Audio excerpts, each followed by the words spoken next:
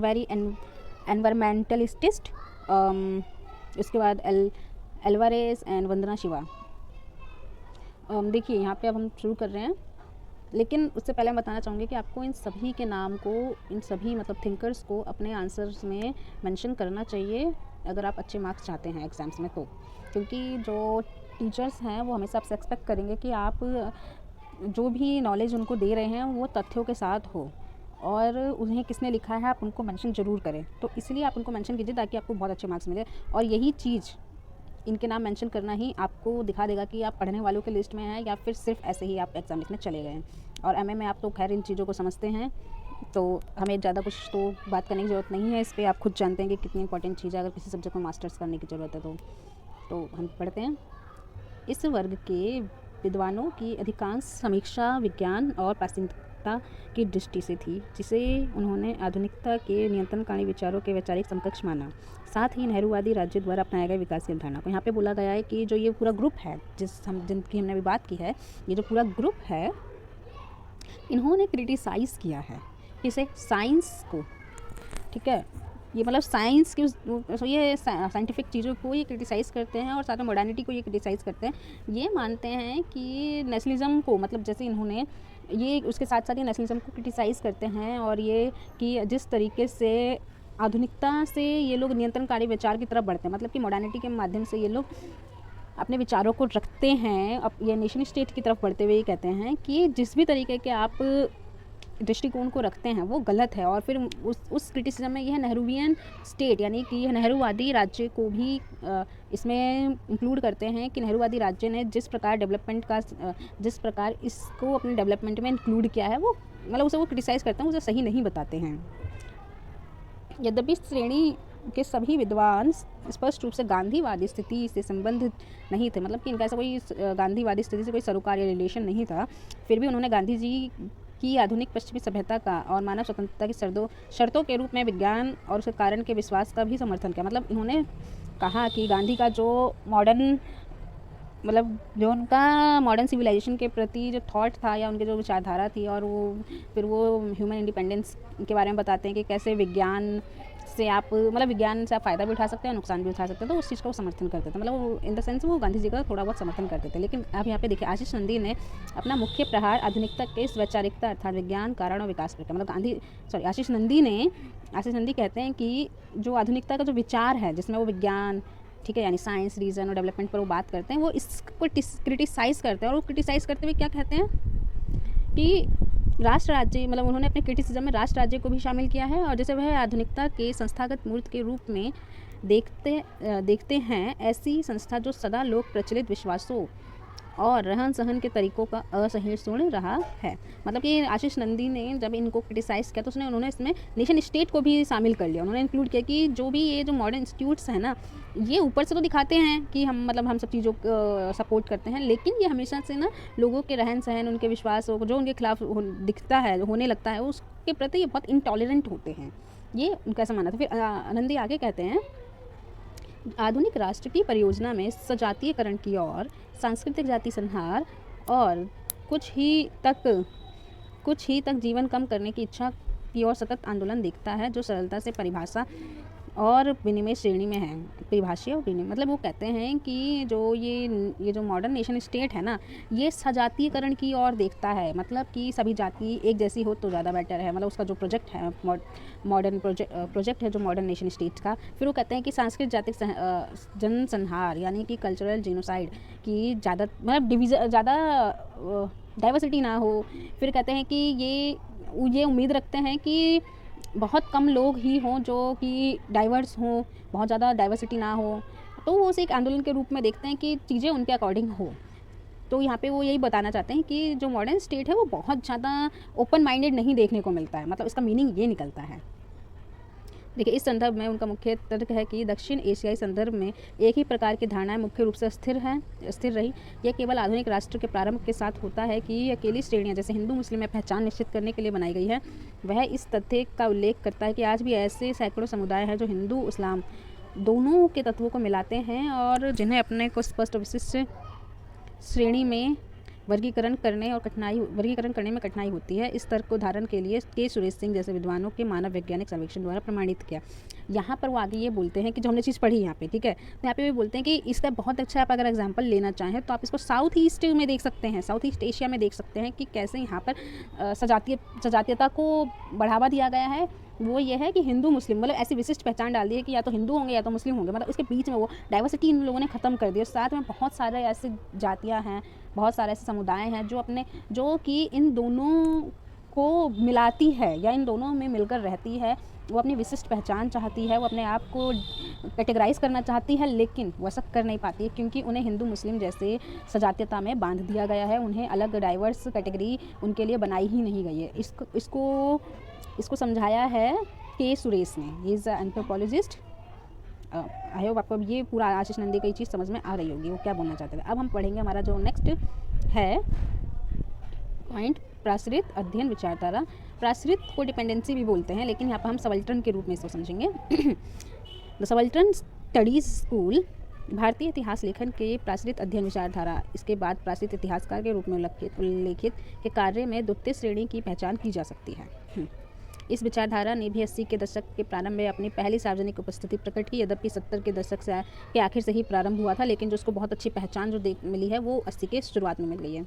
इतिहासकारों और कुछ राजनीतिक वैज्ञानिकों का यह दल मुख्यतः वामपंथी राजनीतिक पृष्ठभूमि से आया है। उनका अधिकांश प्रारंभिक कार्य उन समस्याओं की निरंतरता थी जिन्हें 1970 के दशक में माओवादी राजनीतिक पद्धति के प्रभाव से विकसित किया गया था।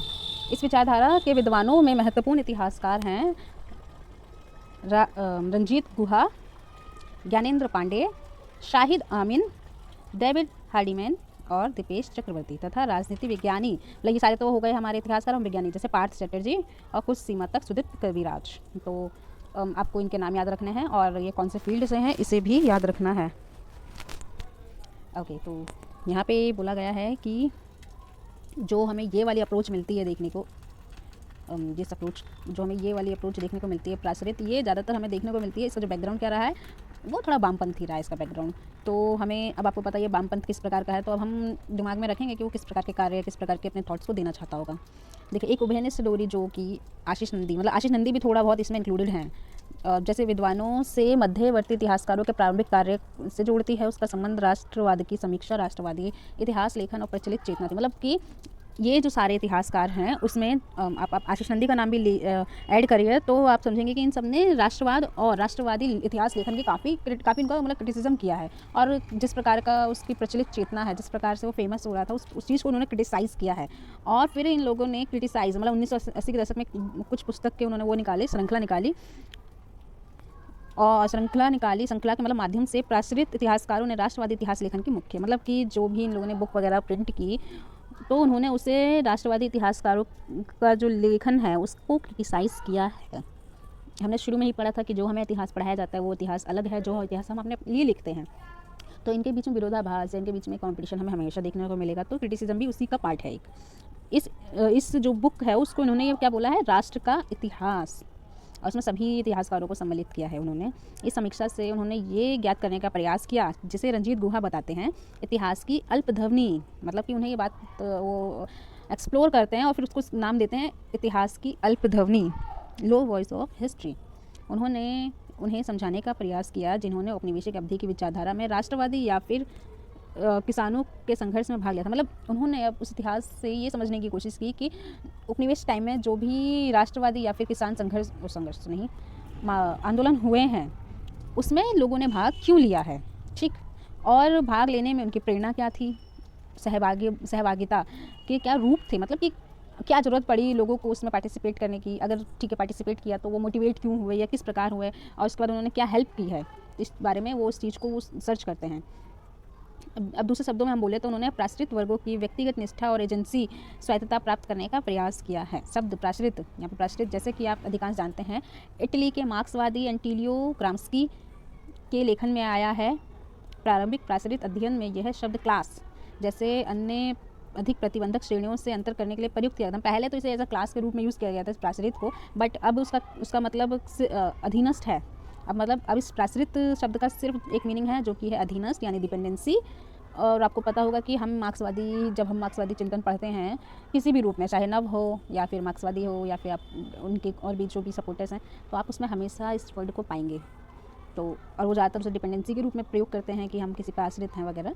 तो देखिए, अब ये जो शब्द है प्राश्रित, इसके विभिन्न प्रकार से ये सामाजिक, आर्थिक, राजनीतिक अधीनता को स्पष्ट करने के लिए प्रयोग किया जा सकता है।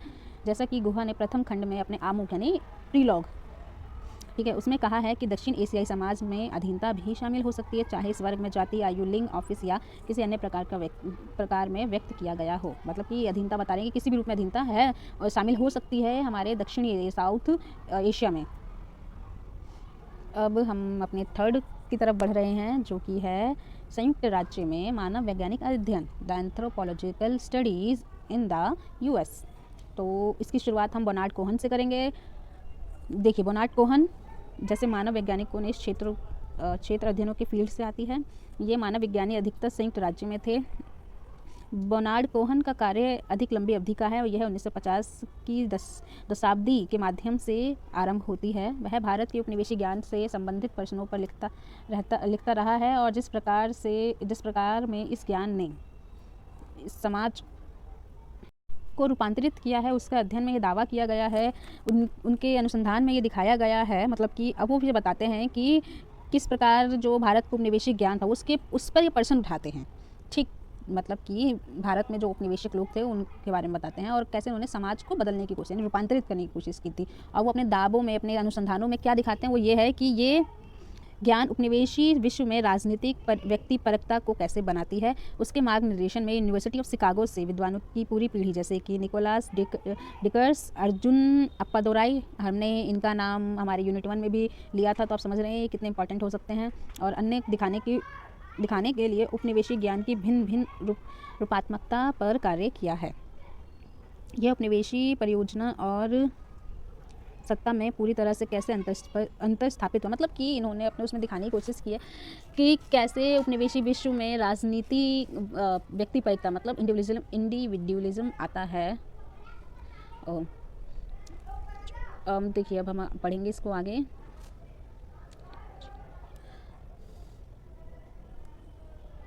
ये ऐसा ज्ञान है जिसने भारत में सभ्य करने वाले ब्रिटेन के मिशन का बौद्धिक औचित्य प्रदान किया। मतलब इन्होंने एक तरीके से चीज़ दिखाई है कि एक आप बोल सकते हैं कि उसे क्लैरिफाई किया है कि किस प्रकार से भारत को ब्रिटिश द्वारा मॉडर्न बनाने की कोशिश की गई थी, सभ्य बनाने की कोशिश की गई थी। तो यहाँ पर रंजीत गुहा कहते हैं, जाति का सरकारी दृष्टिकोण, हिंदुत्व का क्रिश्चियन मिशनरी दृष्टिकोण और भारतीय समाज का प्राच्यवादी दृष्टिकोण स्थायी, कालातीत, असीमित और आंतरिक रूप से अभिभेदकारी रूप में अखंड है। इन सभी को सत्ता ज्ञान की जटिलता के द्वारा उत्पन्न किया गया था। मतलब जितने भी इन्होंने बोला है, चाहे जाति है, हिंदुत्व है, मतलब जितने भी इन्होंने शब्द बोले हैं, इन सबको जानबूझकर अपने लिए, अपने शासन के लिए बनाया गया है, ताकि आपस में भारत इन चीज़ों में उलझा रहे और ये उसके ऊपर रूल करते रहें।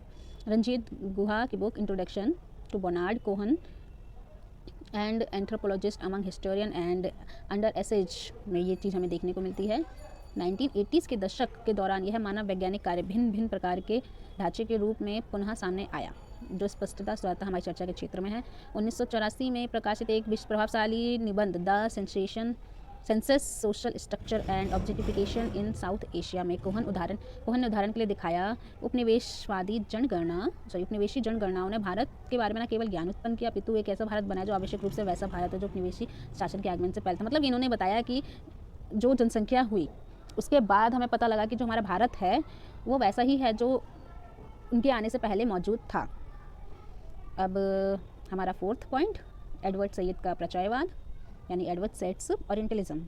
अंत में फिलिस्तीन अमेरिकी विद्वान एडवर्ड सैयद का कार्य, जिसने कार्य में दो भिन्न न्यायकों को संयोजन करना संभव बनाया। मतलब कि इनका जो बेस्ट वर्क वो ये है कि ये दो अलग अलग फील्ड को या फिर दो अलग अलग वर्क्स को ये टुगेदर करने की इन्होंने कोशिश की और टुगेदर कर भी पाए, जिससे कि आगे स्टडी को काफ़ी, मतलब इस स्टडी को काफ़ी हेल्प मिली थी, नए एरियाज़ को खोजने की को संभव बनाया। 1978 में सैयद का प्रशंसीय क्षेत्र प्रचयवाद प्रकाशित किया गया। मतलब जो उनका सबसे बेस्ट वर्क था वो था प्रचयवाद, ओरिएंटलिज्म। इसमें भूतपूर्व उपनिवेशों में और पश्चिम में अप्रवासी समुदाय में भी पश्चिम की चलती आ रही रिक्तता का विचार करने के विभिन्न प्रयासों को भारी प्रोत्साहन दिया। मतलब इन्होंने ये बताया है कि जो पहले से ही उपनिवेशी थे, ठीक, और जो लोग पश्चिम में लाए गए थे अप्रवासी समुदाय, उनको भी उन्होंने इसमें इंक्लूड करने की कोशिश की है। इस क्षेत्र में तो में जो तब 1980 के दशक में लगभग मध्य में बहुत प्रभावशाली हुआ। सैयद ने दिखाया कि पूर्व या प्रचाय कुछ संरचनाएं यूरोप की अपनी छवि के लिए कैसे महत्वपूर्ण हुई है। बाद में बताते हैं कि कैसे प्रचायवाद को, ओरिएंटलिज्म को यूरोपीय देशों ने अपनी छवि सुधारने के लिए या अपनी संरचनाओं को सुधारने के लिए यूज़ किया था। वो कहते हैं कि उन्होंने प्रमुख साहित्यिक पुस्तकों के अध्ययन से, राजनीतिक प्रलेखों, संसदीय भाषणों और अन्य स्रोतों से ये दिखाया प्रचारवाद असाधारण यूरोपीय संरचना, पिछड़ा, अंधविश्वास, बर्बर और एक और अप्रासंगिक तो दूसरी ओर विदेशज और आदिकालीन जैसा था। मतलब इन्होंने अपनी स्टडीज़, इन यूरोपियंस ने अपने काम, जैसे कि अपने टेक्स्ट बुक्स हो गए, अपनी स्टडीज़ हो गई, अपने पॉलिटिकल डिस्कशन हो गए, डिबेट्स हो गए, राइटिंग्स हैं, अपने संसदीय भाषण और भी तरीक़ों से उन्होंने दिखाया कि इससे पहले ये कैसा था, पिछड़ा था, अंधविश्वास था, बर्बर था, अप्रासंगिक था। मतलब ये सब वही आपको पता हो कि जब हम वेस्टर्न चीज़ों की बात करते हैं तो हमेशा अपने आप को, स्पेशली जो यूरोसेंट्रिक है, वो अपने आप को हमेशा बेस्ट दिखाने की कोशिश भी करते हैं। तो यहाँ पे भी वही चीज़ है। देखिए, फिर भी इस बात पर बल देते हुए ये नहीं मान लेना चाहिए कि प्राचायवाद की संरचना केवल असत्यताओं का अथवा मिथकों के पुलिंदे से अधिक कुछ नहीं है। इसे सिद्धांत और पद्धति संस्था के रूप में समझाना चाहिए। मतलब पहले जिस तरीके से इसे एक्सप्लेन किया गया, तो उन्होंने ये बोला कि हम सिर्फ इसको ये नहीं बोल सकते हैं कि ये फॉल्स या फिर जो मिथ्स होती हैं ये वही है, नहीं, ये वो नहीं है। अब हम इसको ऐसे रूप में नहीं समझ सकते हैं। ये जो है अब ये सिद्धांत और पद्धति संस्था के रूप में जानी जाती है और समझनी भी चाहिए। मतलब ये इसने अपने आप को काफ़ी डेवलप किया है। वे कहते हैं ज्ञान के इस भंडार का इतिहास निसंदेह अधिक पुराना है, परंतु 18वीं सदी के बाद की अवधि में ऐसे जटिल ओरिएंट का आविर्भाव हुआ जो मानव सृष्टि के बारे में विद्वत जगत के अध्ययन के रूप में, संग्रहालयों में प्रदर्शन के लिए, उपनिवेशी कार्यालयों में पुनर्निर्माण के लिए, मानव विज्ञान, जीवन विज्ञान, भाषा विज्ञान, प्रजाति, ऐतिहासिक शोध, निबंध, सैद्धांतिक सचित्र, उदाहरण के लिए विकास, विद्रोह, सांस्कृतिक व्यक्तित्व, राष्ट्रीय और धार्मिक महापुरुषों के समाजशास्त्रीय सिद्धांतों के उदाहरण के लिए उपयुक्त किया गया। मतलब उन्होंने बोला कि जो ओरिएंटलिज्म है ना, ये बहुत पुरानी चीज़ रही है, लेकिन 18वीं सदी के बाद ये एक कॉम्प्लेक्स ओरिएंटलिज्म के रूप में ही जन्म लेता है और जिसको मतलब जो मानव जाति के बारे में ज्ञान देता है, तो उसका प्रयोग कहाँ कहाँ किया जाता है, और इस चीज़ का प्रयोग कहाँ किया जाता है, उसका प्रयोग म्यूजियम्स में किया जाता है, जो भी कॉलोनियल ऑफिस थे उसके लिए किया जाता है, office in the sense building नहीं, ठीक है, उस थॉट के लिए। फिर ये एंथ्रोपोलॉजी है, बायोलॉजी और लैंग्वेज साइंस और इन सब चीज़ों के लिए, मतलब जितनी भी चीज़ें होती हैं उन सब के लिए उसमें उसका प्रयोग किया जाता है। तो आप इसको कैसे कह सकते हैं कि ये पुराना है या फिर ये आदिमानव या किसी भी तरीके का है। यह सरलता से देखा जाता है कि उपयुक्त विविधता की सभी श्रेणियाँ ज्ञान के उस ढांचे को चुनौती देती हैं जो भिन्न तरीके से आरंभ हो चुके हैं। मतलब कि जो हमने ऊपर जितनी भी चीज़ें पढ़ी है, ये अब उस चीज़ को, उस नॉलेज को ये चुनौती दे रही हैं, चैलेंज कर रही हैं, जो आज तक हमें इतिहास के बारे में हमारी समझ को बनाए हुए थे। मतलब कि हमारा इतिहास कैसा होना चाहिए, उस चीज़ को चैलेंज कर रही हैं कि जो चीज़ आपने आज तक इतिहास में पढ़ी है या इतिहास के बारे में पढ़ी है वो वैसी नहीं है, वो किस तरीके से उसे शेप किया गया, मतलब इतिहास को कैसे शेप किया गया, यहाँ पे वो इस चीज़ को बताने की कोशिश करते हैं।